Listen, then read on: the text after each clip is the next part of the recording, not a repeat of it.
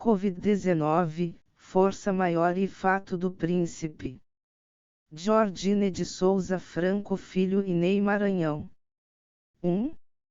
Vetores gerais da medida provisória número 9272020.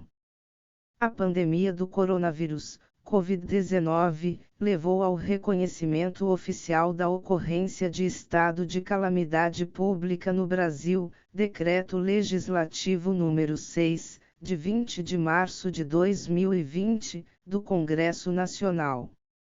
Essa medida, além de flexibilizar limites orçamentários, permitindo a destinação excepcional de mais recursos à saúde sem cometimento de crime de responsabilidade fiscal, também legitima a instauração de regimes jurídicos urgentes e provisórios visando a refrear os impactos da situação calamitosa. Particularmente, no caso da pandemia por coronavírus, esses impactos são amplos, profundos e ainda incalculáveis. A técnica de máximo confinamento social, aplicada para minorar a impressionante celeridade de propagação do vírus, gerou sérias repercussões no campo das relações de trabalho. A questão foi bem além da simples possibilidade de demissões em massa.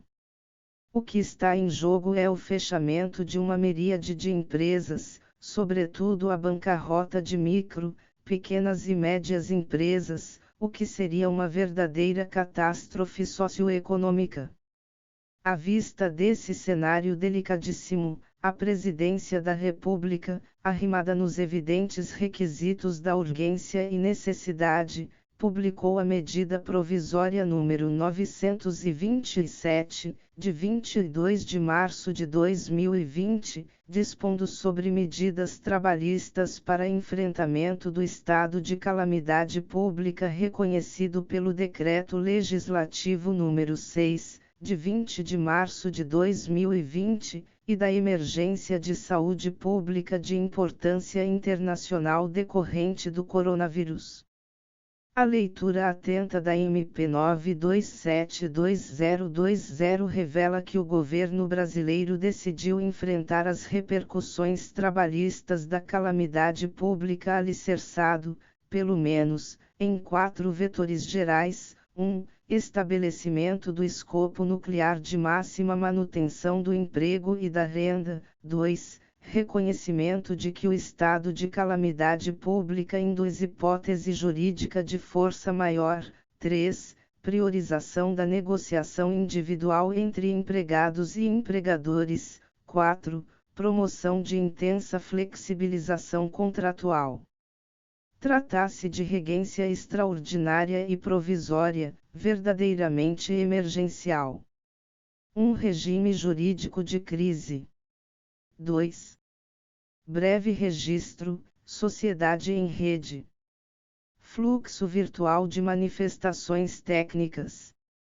A vivência social em rede, ritmada por engenhosos recursos de tecnologia de informação e comunicação, tem demandado navegação massiva de informações em meio ao imenso mar do mundo virtual. No campo ciência do direito, diante da urgência da situação e de inúmeras polêmicas exegéticas, especialmente em relação à MP 9272020, o debate corre livre e solto em redes sociais. Opiniões técnicas de temas complexos são exigidas em tempo real, não raro gerando assodamentos. Em contrapartida, bons debates científicos são oportunizados em grupos virtuais recheados de especialistas, muitos de rico contorno multidisciplinar, permitindo o consumo instantâneo de pontos de vista diferenciados em uma extensão e velocidade sem precedentes.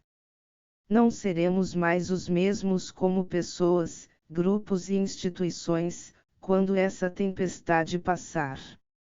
Surgirá uma nova sociedade, a sociedade pós-pandemia. Muita coisa vai mudar. Publicações técnicas, por exemplo, precisarão ser repensadas. Esperar 6 meses para a publicação de um artigo em uma revista qualificada é coisa impensada para os problemas urgentes de hoje. Não sem razão, já há citações em textos científicos de manifestações técnicas emitidas no YouTube, no Telegram, no WhatsApp, no Facebook e mesmo em lives do Instagram.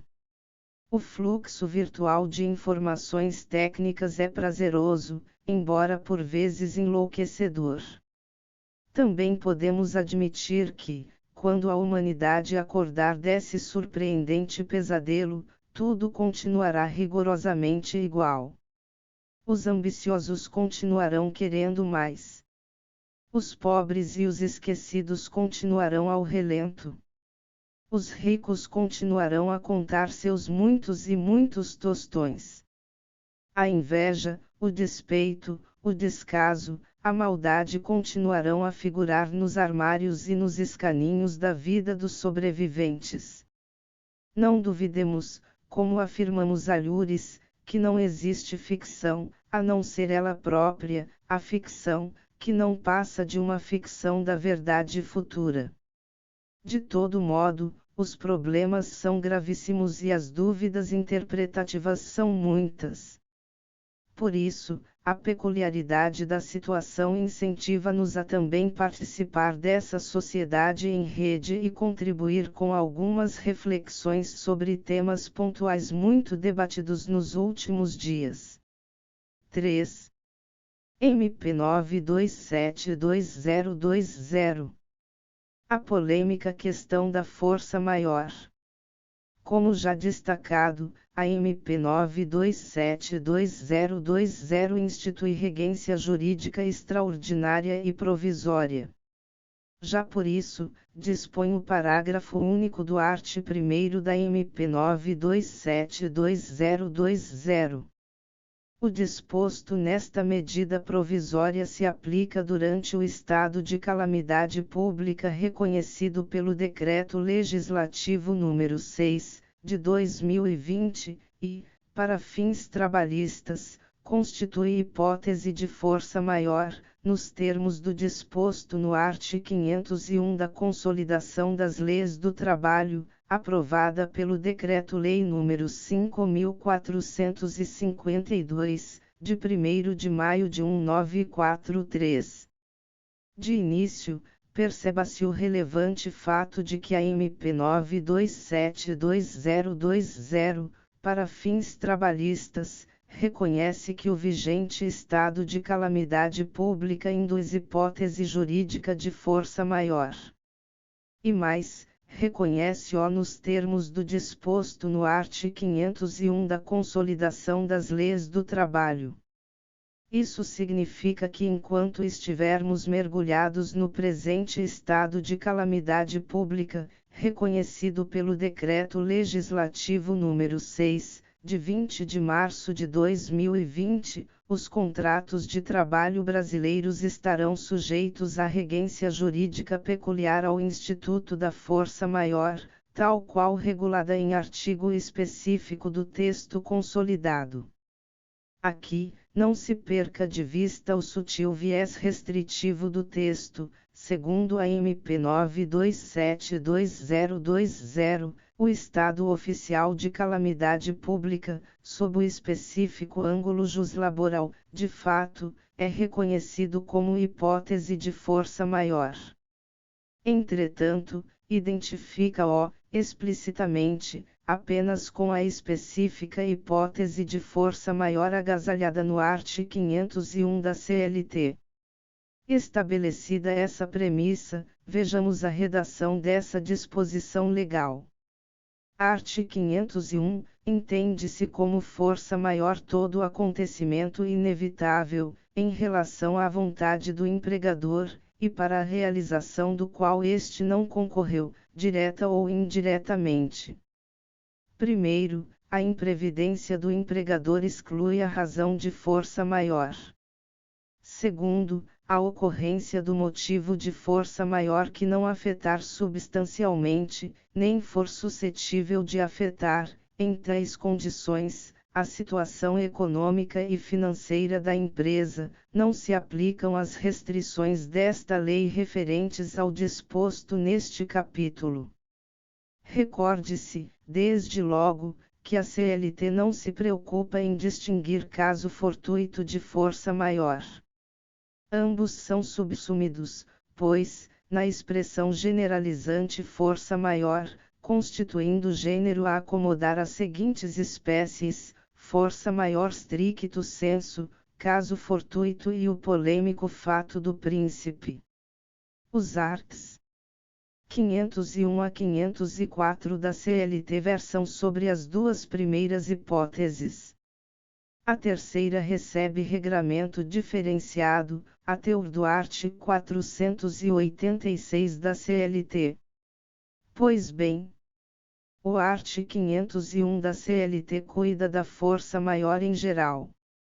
Nele, temos 3 requisitos, pelo menos, todos focados no empregador. São 2 requisitos objetivos: a inevitabilidade do evento e a impactação econômico-financeira substancial. O requisito subjetivo reside na completa ausência de culpa patronal. O primeiro e o último requisitos estão inscritos no caput do art. 501 da CLT. O outro requisito encontra-se no segundo do citado preceito de lei. Logo, força maior, nessa acepção inicial, traduz-se como episódio inevitável gerador de afetação substancial da saúde econômico-financeira da empresa, para cujo acontecimento o empregador não deu qualquer causa, direta ou indireta. Esse último aspecto é reiterado no primeiro do mesmo artigo, ao dispor que a imprevidência do empregador exclui a razão de força maior. Trata-se, enfim, de acontecimento completamente incontornável, expressivamente lesivo e inteiramente alheio à dinâmica empresarial. Segundo a lei, essa moldura fática já é suficiente, por exemplo, para a excepcional exigência de prática de horas extras sem necessidade de anuência do empregado, CLT, art. 61, esterilizando, assim, a regência jurídica ordinária sobre o tema, que, salutarmente, exige tal concordância, CLT, art. 59, caput. Afinal, em linha de princípio, não é o empregador quem tem direito à prática de sobrelabor, mas o empregado quem tem o direito de não suplantar sua jornada normal, CRFB, art. 7º, 13. No caso, porém, encara-se situação episódica e incontornável, verdadeiro fato imperioso que bagunça a organização empresarial e atropela a rotina obreira. Natural, pois, que a prática das horas extras se imponha como fato necessário para amenizar ou mesmo evitar considerável prejuízo patronal. Aqui, bem se vê, inverte-se a lógica, sendo direito do empregador invocar o dever de colaboração de seus obreiros em situação circunstancial e inevitável, como retirar produtos de um galpão repentinamente alagado. Estamos diante da força maior simples. O art. 502 da CLT, por sua vez, trata de uma modalidade diferente de força maior. Agrega-se elemento novo, de elevada tensão, àqueles requisitos do art. 501. Confira-se. Ocorrendo motivo de força maior que determina a extinção da empresa, ou de um dos estabelecimentos em que trabalha o empregado, é assegurada a este, quando despedido, uma indenização na forma seguinte. E, sendo estável, nos termos dos arts. 477 e 478. Segunda, não tendo direito à estabilidade, metade da que seria devida em caso de rescisão sem justa causa. Terceira, havendo contrato por prazo determinado, aquela a que se refere o art. 479 desta lei, reduzida igualmente à metade. Não bastará, agora, que esse evento seja inevitável, expressivamente afetador da saúde financeira do empregador, que em nada deverá ter contribuído para seu advento, direta ou indiretamente. Observe-se que, nesse caso, a intensidade dessa afetação econômico-financeira alcance patamar tão considerável que inexoravelmente conduza à extinção da atividade empresarial, no todo ou em parte. Em termos diretos, a empresa é engolida pelo episódio. E surge, assim, caso de força maior qualificada, porque gerador de impacto financeiramente tão desastroso que constituirá causa determinante para o próprio encerramento da atividade empresarial. Perceba-se, a decisão de findar contratos de trabalho é mera consequência de uma deliberação anterior atestadora do fim do próprio mister empresarial. Portanto, tanto o empregador quanto os empregados são vítimas do evento consubstanciado em força maior. Segundo a lei, para a configuração desse patamar gravíssimo, basta a incontornável necessidade de fechamento de um dos estabelecimentos patronais. Atingido esse dramático estado de estrangulamento financeiro, a ponto de fazer sussobrar o empreendimento empresarial e, por consequência, extinguir contratos de trabalho, e surge diante dos envolvidos a seguinte diretriz legal, e, de um lado, atendendo ao polo obreiro, o legislador confere à extinção contratual efeitos de dispensa imotivada. 2. Por outro, atendendo ao polo patronal, o legislador estabelece redução pela metade da indenização resolutiva devida, art. 502 da CLT, amortizando, em alguma medida, a dívida. Daí percebe-se que, no direito do trabalho, a força maior não desonera o empregador da obrigação de pagar haveres rescisórios, mitiga-a apenas, em uma espécie de distribuição equânime do ônus do acontecimento lesivo, constituindo exemplo de previsão seletista excetiva ao clássico vetor jurídico de que os riscos do empreendimento recaem sobre os ombros do empregador, CLT, art. 2º. A CLT passa, então, a regrar 3 situações legitimadoras do pagamento dessa indenização, aplicando-se, em todas, aquela diretriz. A primeira cuida da hipótese do trabalhador que goza da antiga estabilidade decenal, conquistada por expressivo tempo de serviço, inciso I. Essa estabilidade, a única verdadeira estabilidade do direito do trabalho no âmbito privado, as chamadas estabilidades provisórias nada mais são do que garantias temporárias de emprego, é direito provavelmente inexistente na vida real do mundo do trabalho, porquanto é crível que não existam mais trabalhadores com esse verdadeiro direito resilitório. Mas, como está vigente a norma, devemos considerar que, como portador de estabilidade decenal, a força maior atrai efeitos de dispensa imotivada, mas confere a seu beneficiário o direito de receber apenas a indenização assegurada nos artigos 477 e 478, representando, assim, apenas metade do que esse obreiro faria jus em circunstâncias normais, quando se imporia indenização dobrada, art. 497 da CLT. A segunda situação concerne ao empregado submetido a contrato por prazo indeterminado não portador de estabilidade decenal, inciso 2º.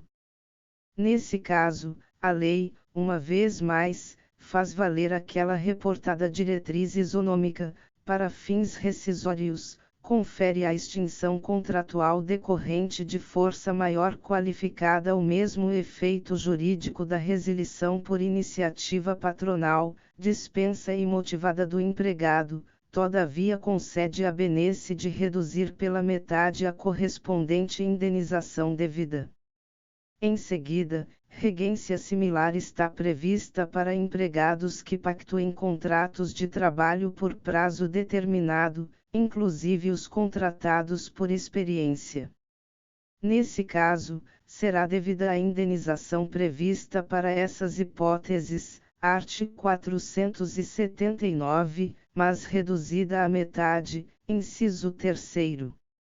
Veja-se que a CLT, no art. 502, a todo momento se reporta a indenização.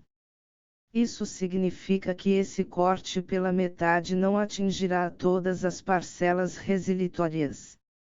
Por óbvio, de pronto, verbas resilitórias de natureza salarial estarão inteiramente blindadas do cutelo legal redutor, como é o caso, por exemplo, da gratificação natalina, integral ou proporcional, bem como de eventuais salários retidos e saldo de salário, esses sobretudo porque se destinam a tão só contraprestacionar labor já realizado, evitando-se, assim, enriquecimento sem causa. E quanto a verbas resilitórias de natureza indenizatória? Em caso de força maior qualificada, estariam todas sujeitas à redução pela metade. Recordemos que o art. 502 contém a redação original da CLT de 1943, donde, ao se referir à indenização que seria devida, reduzida pela metade, em caso de rescisão sem justa causa, art. 502, inciso 2º, o texto consolidado tinha em mira a indenização que à época era reservada ao empregado desprovido da antiga estabilidade decenal, porém ainda protegido pelo regime por tempo de serviço, hoje superado pelo regime único do FGTS. Para o caso, impunha-se a indenização então prevista na redação anterior do caput do art. 477 da CLT. Ocorre que essa sistemática foi indiscutivelmente suplantada pelo regime do FGTS, sobretudo com o advento da Constituição, que o generalizou de maneira obrigatória, art. 7º, inciso 3º. A propósito, não à toa, recentemente, a Lei nº 13467/2017 promoveu nova redação à cabeça desse dispositivo, finalmente suprimindo essa previsão. Por conta desse fator de atualização histórico-jurídica, convém que o intérprete se prenda, agora, mais ao espírito que à letra do art. 502 da CLT, mantendo-se sensível ao fato de que, na interpretação e aplicação da lei, cumpre que se atenda aos fins sociais a que ela se dirige e às exigências do bem comum, art. 5º da LINDB. Ora, quanto a essa específica questão, de saída, se afigura indene de dúvidas que, com o novo regime constitucional, a indenização reportada por aquele dispositivo passou a ser aquela prevista no art. 10, inciso I, do ADCT, hoje incrustada no art. 18, primeiro, da Lei nº 80361990, qual seja, a multa de 40%, do FGTS, com as sabidas modificações que a reduzem em casos específicos, rescisão por acordo, por exemplo. Logo, aplicando-se o redutor, a inferência jurídica natural é a de que, para a situação de força maior, o empregador arcaria com apenas 20% dessa verba indenizatória. A evidência técnica dessa assertiva é tal vívida que, com a nova ordem constitucional, em pouco tempo foi reconhecida pelo próprio legislador, Lei nº 80361990, art. 18, segundo. No outro quadrante, vigora polêmica quanto à pertinência da figura do aviso prévio, nessa situação. Polêmica dupla, vale dizer, seria devido aviso prévio na hipótese de força maior.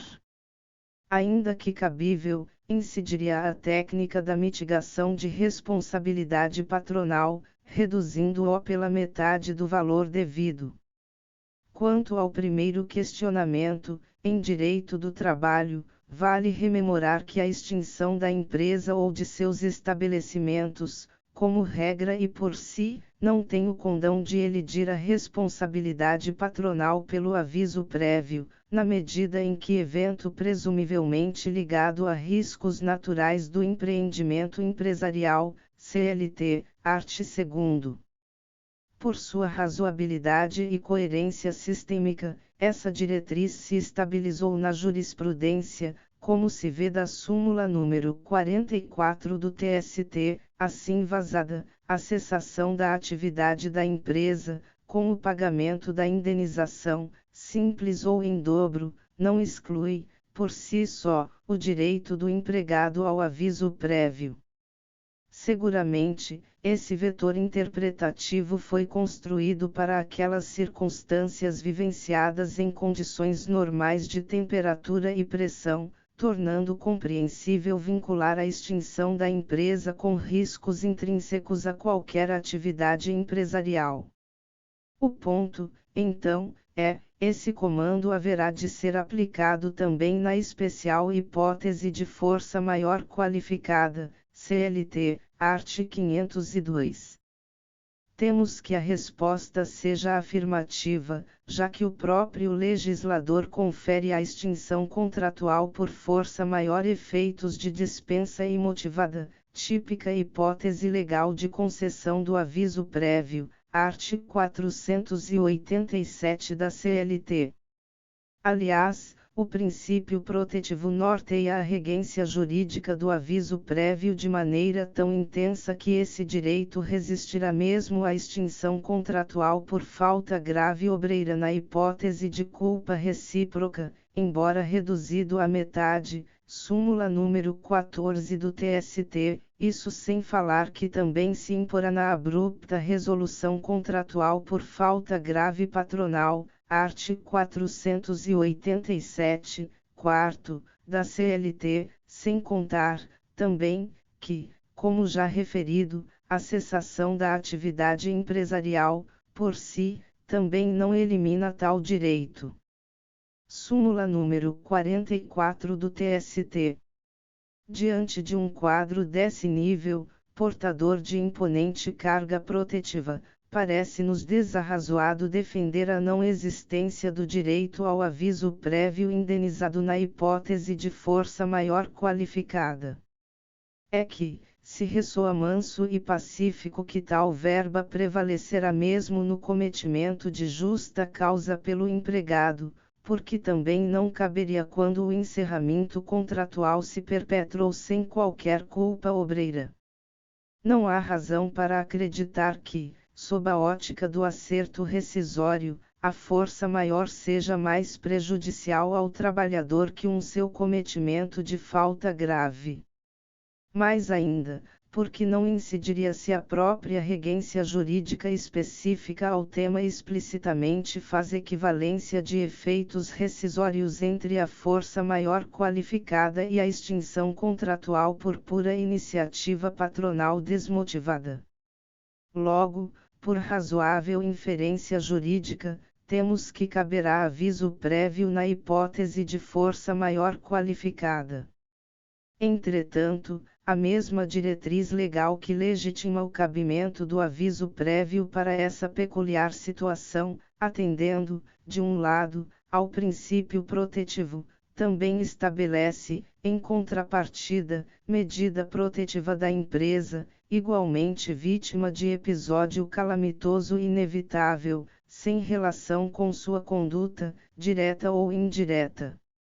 Por isso, na hipótese de força maior qualificada, caberá aviso prévio, todavia reduzido à metade. Nessa senda, as mesmíssimas razões aplicar-se-ão às férias proporcionais, indenizadas, haja vista que também tipicamente jungidas à hipótese de extinção imotivada por iniciativa patronal, sendo que, igualmente, haverão de ser reduzidas à metade.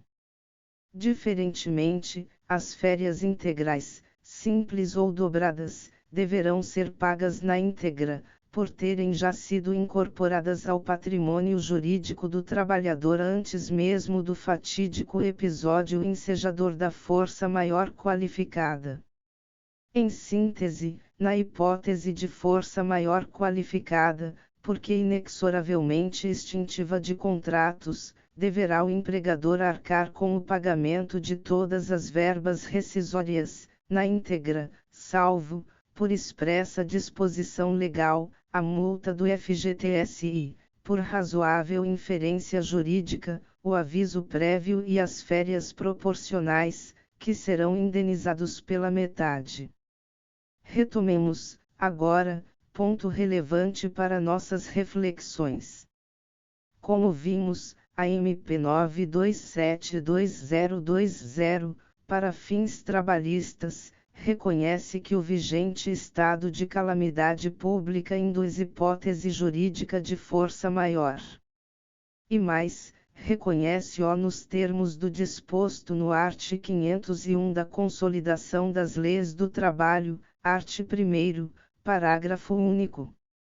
Logo, reconheceu apenas a força maior simples, art. 501, mas não a força maior qualificada, art. 502, exatamente a que produz repercussões nas verbas rescisórias. Em palavras mais diretas, mesmo na vigência do estado de calamidade pública, a força maior avassaladora, hábil a extinguir a atividade empresarial, no todo ou em parte, dependerá de evidências fáticas concretas, não podendo ser presumida ex vi leges. Isso significa, em termos práticos, que a simples oficialidade do estado de calamidade pública e a mera vigência da MP 9272020, por si só, não representam autorização técnico-legal redutora de verbas em eventuais rescisões contratuais máxime no que refere a empresas que tenham apenas reduzido ou suspendido provisoriamente suas atividades. Por fim, cabe um rápido registro sobre o art. 503 da CLT, que também tem suscitado dúvidas.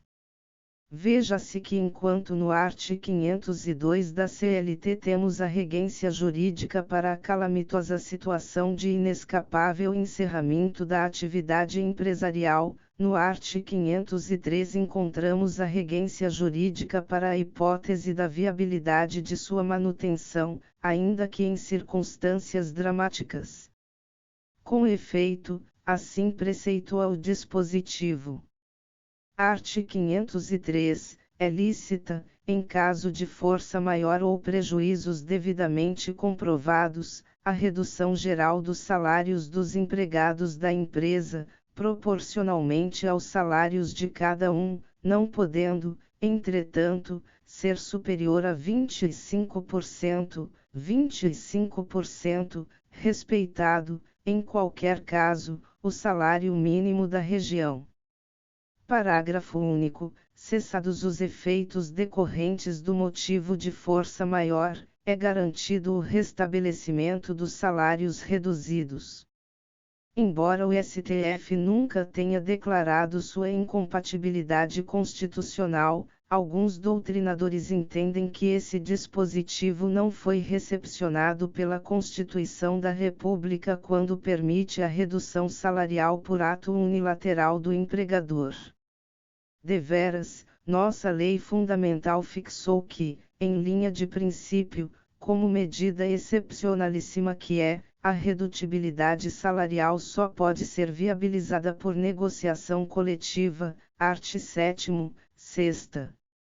Recentemente, o legislador infraconstitucional acresceu ainda outro elemento protetivo da classe trabalhadora, no particular do tema da blindagem salarial, mesmo que na hipótese de negociação coletiva, a redutibilidade salarial só será lícita se envolver também a proteção dos empregados contra dispensa imotivada durante o prazo de vigência do instrumento coletivo, CLT, art. 611-A, terceiro. Reiteremos, todavia, que, até hoje, a Suprema Corte não considerou incompatível com o texto máximo o art. 503 consolidado. Assim, mesmo no regime jurídico de crise vivenciado pelo estado de calamidade pública e ainda que diante dos termos da MP 927/2020, será ilícita não apenas a decisão empresarial unilateral, mas também a própria pactuação individual redutora de salário, simplesmente. E mais, mesmo a pactuação coletiva com esse escopo redutor, ainda que silenciosa a respeito, conter a necessária cláusula implícita de garantia de emprego pelo período de sua vigência, porque a regência jurídica ordinária, CLT, art. 611-A, terceiro, não foi esterilizada pela MP 927/2020, naquilo com ela compatível, e, porque a preservação dos vínculos de emprego constitui escopo nuclear da regência jurídica extraordinária por ela estabelecida, indo mesmo ao encontro não apenas de seu espírito como também de sua letra, vide arts. 1º, caput, e 2º, da MP 927/2020. No tocante ao percentual limite de 25% do salário, preceituado no art. 503 da CLT, nada impede que, mediante sadia negociação coletiva, os próprios atores sociais, diante de situação socioeconômica peculiar e conhecedores a fundo da específica realidade de suas categorias, pactuem percentual maior, como 30% ou 40%, mediante contrapartida razoável. Afinal, o texto magno também fomenta a democratização do poder normativo, com o correspondente respeito à autonomia privada coletiva, por meio do reconhecimento das convenções e acordos coletivos de trabalho, art. 7º, XXVI.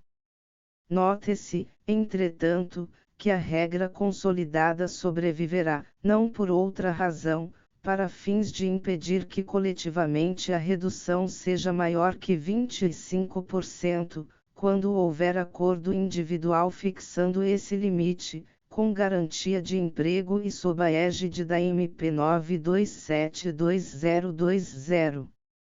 4. MP 927/2020. A polêmica questão do fato do príncipe.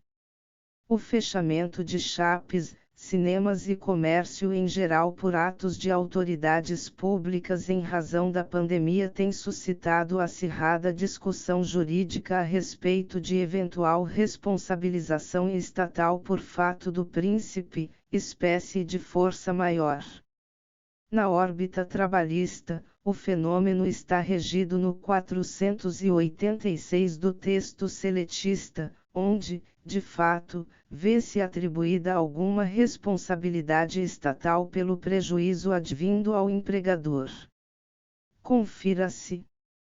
Art. 486, no caso de paralisação temporária ou definitiva do trabalho, motivada por ato de autoridade municipal, estadual ou federal, ou pela promulgação de lei ou resolução que impossibilite a continuação da atividade, prevalecerá o pagamento da indenização, que ficará a cargo do governo responsável. O dispositivo transcrito atribui à autoridade pública responsável por paralisação, temporária ou definitiva, das atividades laborais o dever de pagar indenização ao trabalhador, mediante prévio procedimento assegurador de contraditório e ampla defesa. Eis, então, a questão perturbadora: haveria mesmo responsabilidade estatal direta por verba, trabalhista, no contexto pandêmico dos dias atuais? Importa esclarecer que esse dispositivo exprime dupla excepcionalidade jurídica. Em primeiro lugar, porque mitiga e não anula o vetor juslaboral tradicional de que os riscos do empreendimento correm por exclusiva conta do empregador, CLT, art. 2º. Em segundo, porque atribui em comum responsabilidade trabalhista a ente público que não integra a relação de trabalho, direta ou indiretamente, envolvendo o atingimento do erário público. Ora, se para qualquer disposição normativa impositora de excepcionalidade jurídica a diretriz hermenêutica clássica demanda firme exegese restritiva, o que se deve imaginar quando detentora de duplo caráter exceptivo? À luz dessa linha de raciocínio, é possível reconhecer que o art. 486 da CLT há de receber interpretação maximamente restritiva. É exatamente o que tem feito a doutrina ao reduzir seu campo de incidência prática a um quadro fático reduzidíssimo, quase sempre apontando a hipótese do fenômeno da desapropriação, a atingir, por exemplo, áreas submersas na construção de hidroelétricas, ou para fins de reforma agrária, medida pública ensejadora de danos ao empregador a pressupor ato de conveniência e oportunidade administrativa. A pena doutrinária também esclarece, com inteira razão, que flutuações cambiais, crises financeiras e mesmo alterações legislativas, ainda que impositoras de prejuízos ao empresariado, redundando no encerramento de contratos de trabalho, não implicam força maior logo, igualmente, fato do príncipe, já que espécie, porque diretamente relacionadas com riscos naturais de qualquer empreendimento, que a lei impõe sejam suportados pelo próprio empregador, CLT, art. 2º. A jurisprudência tem convalidado essa linha de austeridade hermenêutica. Confira-se este julgado, não há que se falar em factum principis quando a ação do poder público visa resguardar o interesse maior da população, atingido pelo inadimplemento da empresa, TST, RR 5.931/86.8, REL, Norberto Silveira, AC terceira turma 2.610/87. Diversos outros prestam a mesma sinalização jurídica restritiva. A propósito, nem se queira encontrar decisão judicial perfeitamente afinada com a realidade presente. Missão impossível, haja vista que a pandemia do coronavírus, Covid-19, tem se revelado evento de impacto social, político e econômico verdadeiramente sem precedentes.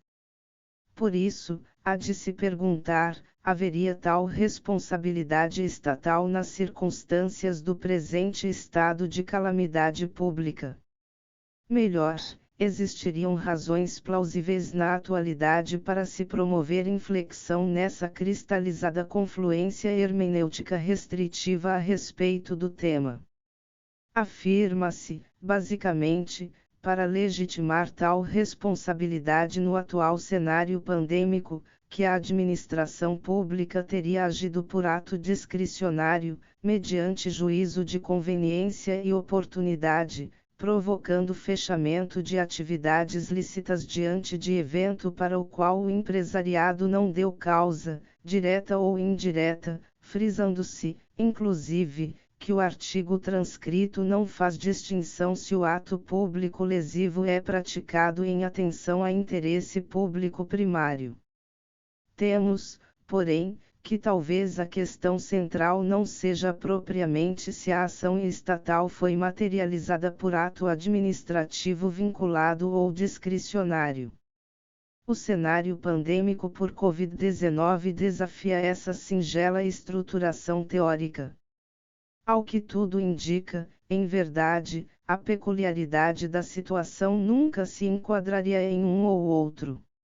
Realmente, como falar de ato administrativo vinculado se as circunstâncias que nos assolam nunca foram antes previstas? Estádios de futebol e universidades estão virando hospitais. Até as rigorosas leis de controle do orçamento público existentes estão sendo legitimamente repensadas e flexibilizadas pelo próprio Supremo Tribunal Federal, conforme decisão recente do ministro Alexandre de Moraes, despacho na MCADI 6.357-F, de 29 de março de 2020. Ou seja, não é que apenas estejamos desprovidos de regras a respeito o que deveria nortear a ação estatal vinculada. As que temos claramente não nos servem mais para bem enfrentar essa atípica situação. Igualmente, como falar de ato administrativo discricionário se, no caso, embora agindo por conveniência, razoabilidade da medida restritiva, e oportunidade, urgência da medida restritiva, a administração pública o fez sem o clássico requisito teórico-lógico e palmar para atos desse já ex-liberdade. Ora, a autoridade pública foi tão impactada quanto empregados e empregadores. Todos fomos impactados. O episódio lesivo inevitável pandemia revelou-se inexorável também para a própria administração pública. A inevitabilidade foi sistêmica e massiva. Não estamos diante da clássica hipótese de fato do príncipe, onde a administração pondera interesses e decide tecnicamente, mediante fria e atenta aferição prévia de conveniência e oportunidade. No caso da pandemia do Covid-19, a administração precisou tomar decisões seríssimas e urgentes em um lapso temporal mínimo mediante balizas científicas ainda em construção. Como todos e cada um de nós, foi arrastada pela dureza das circunstâncias e por uma avalanche de informações sinalizadoras de que uma tragédia humana se aproximava qual tsunami. O príncipe não foi aquele príncipe dos livros, altivo, seguro e poderoso. Em essência, o príncipe foi mesmo príncipe. Importante registrar, desde logo, que a implantação da técnica de confinamento social não precisa da certeza científica quanto à sua real eficácia como pressuposto de ação estatal. Basta a orientação técnica das autoridades competentes, especialmente do campo da saúde, acerca do uso dessa medida como instrumento razoável e urgente de mínimo controle sanitário, segundo o conhecimento científico do momento. Afinal, quanto ao coronavírus, há mais incertezas que certezas científicas. Não percamos de vista que estamos em uma sociedade do risco, Ulrich Beck. Há, por ora, medidas essencialmente precaucionais. Na esteira desse raciocínio, a administração pública teve o dever de agir, mas, aqui, não em razão da certeza, mas da incerteza científica. Age, pois, escudada não com alicerce no princípio da prevenção, mas da precaução. Por isso, raciocínios jurídicos ávidos por certezas científicas, neste momento, estarão descontextualizados da realidade contemporânea. Exemplo disso é a assertiva de que outros países usaram técnicas diferentes de refreamento da pandemia ou o argumento de que mesmo no Brasil houve implantação, pelas autoridades públicas, de medidas restritivas diferentes, em momentos diversos e lugares variados. São, porém, discrepâncias e tergiversações naturais, quando desconhecemos por completo o que enfrentamos. Talvez a situação em debate envolva mais uma questão de nexo causal que de avaliação culposa de ação, eficácia técnica da medida aplicada, discricionariedade do juízo estatal ou ainda licitude da atividade empresarial. A ação estatal foi a causa única e exclusiva do prejuízo empresarial. Incide essa responsabilidade por fato do príncipe mesmo em cenário de concausalidade. Haveria mesmo nexo de causalidade em abrupto cenário pandêmico cuja fonte virótica é cientificamente desconhecida. Verdadeiramente, o que fechou as portas do comércio foi a administração pública ou a pandemia. Se nenhuma medida restritiva fosse tomada e a propagação do Covid-19 se alastrasse livremente, as empresas continuariam com suas portas abertas normalmente mesmo quando cada família acomodasse pelo menos um familiar infectado, doente e, o pior, morto. Precisamos refletir seriamente sobre isso. Uma coisa é certa, cabe-nos interpretar o artigo 486 da CLT e múltiplas são as opiniões, cada uma buscando melhores fundamentos. Quais as suas balizas? A nosso ver, o fato do príncipe nele contido, tratando-se de espécie de força maior canalizadora de dupla excepcionalidade jurídica, a demandar interpretação maximamente restritiva, pressuporá a inevitabilidade do episódio frente à empresa e seus empregados, mas não frente à administração pública. Igualmente, demandará que esse ato estatal, ainda que buscando atingir algum interesse público, implique intencionalidade de prejudicar o diretamente afetado. Mais que isso, também esse ato público lesivo cuidará de se sustentar como causa determinante única e exclusiva do prejuízo. Parece-nos que na vigente pandemia do Covid-19 esses pressupostos, até certo ponto naturais e lógicos, não estão presentes, porque também o administrador público é vítima da inexorabilidade do episódio pandêmico, verdadeira causa direta e única da tragédia socioeconômica, bem assim porque longe de agir em prejuízo, atuou em benefício não apenas do empresariado e de seus empregados, mas de toda a sociedade. É, aqui, convenhamos, talvez o legítimo interesse privado patronal de ver amortizado seu prejuízo material não deva prevalecer frente ao genuíno interesse público norteador da ação estatal refreadora da propagação do coronavírus, em situação sem precedentes, fático ou normativo, CLT, art. 8º. O tema, com toda a sua imensa complexidade, está em aberto.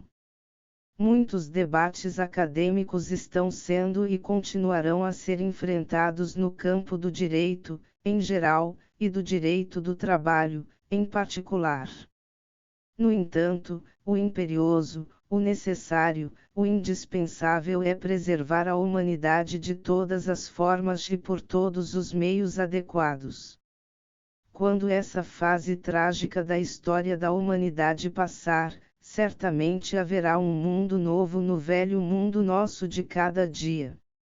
Esperemos que o respeito à dignidade da pessoa humana, ao cabo, seja o nosso grande norte e que nos preservemos para o novo amanhã. Belém/PA, 31 de março de 2020.